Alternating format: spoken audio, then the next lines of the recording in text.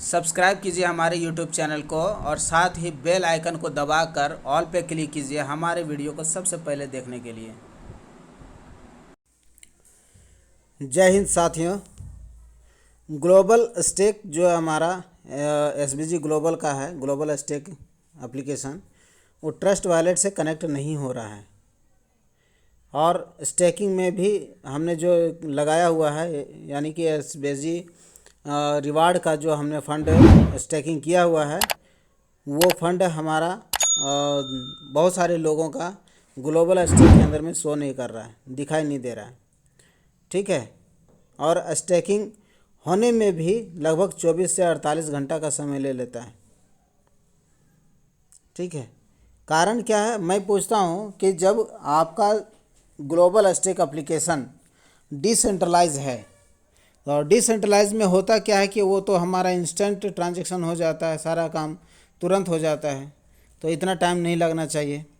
दूसरी चीज़ है, जब आपका डिसेंट्रलाइज है तो इस प्रकार का प्रॉब्लम नहीं आना चाहिए, और नहीं है तो फिर डिसेंट्रलाइज क्यों बोल रहे हैं, बार बार अपडेशन का काम क्यों चल रहा है इस प्रकार से।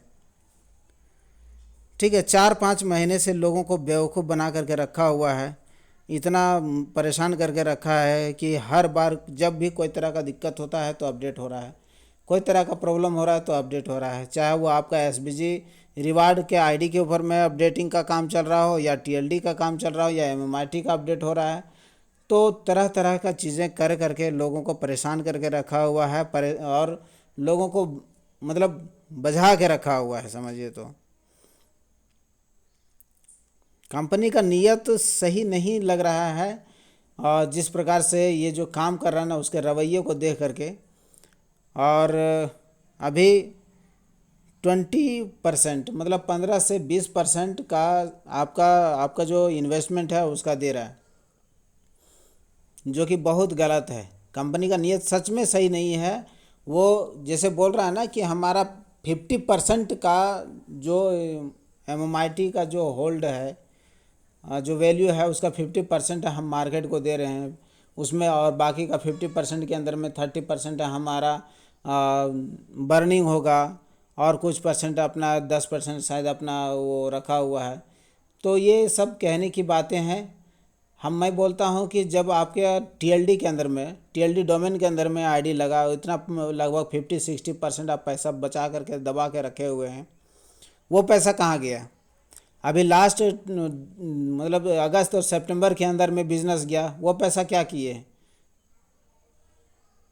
बहुत सारी चीज़ें हैं। जब आप इसको गहराई से समझने की कोशिश करेंगे तो एक बात समझ में आएगा कि कंपनी कुछ नहीं है, बस लोगों को इधर उधर करके और ये वो करवा रही है जिससे कि आप बिज़ी रहें और ज़्यादा कुछ सोच ना पाएँ, कोई कार्रवाई नहीं कर पाएँ।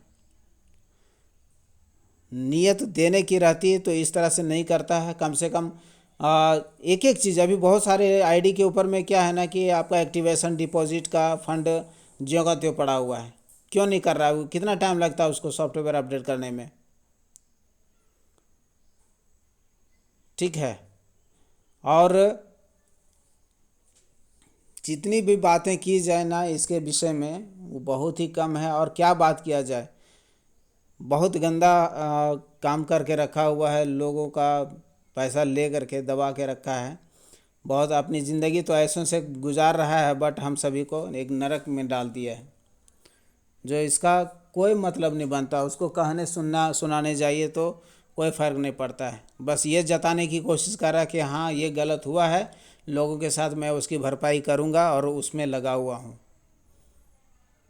अभी एमएमआईटी का स्टेकिंग करवा रहा है, बुल रन की बात कर रहा है ना, कि बिटकॉइन हाल्विंग की बात कर रहा है। अगर ये सब होने के बावजूद भी अगर रेट नहीं बढ़ा है, इसका वैल्यू नहीं बढ़ा है एमएमआईटी का, तब क्या करेंगे? फिर नया उपाय करेंगे। अगर वो फेल हो गया तो फिर नया उपाय करेंगे। ऐसा ही करते करते 10 साल गुजार देंगे, उसके बाद आप भूल जाइएगा, छोड़ दीजिएगा। यही तो चाहता है।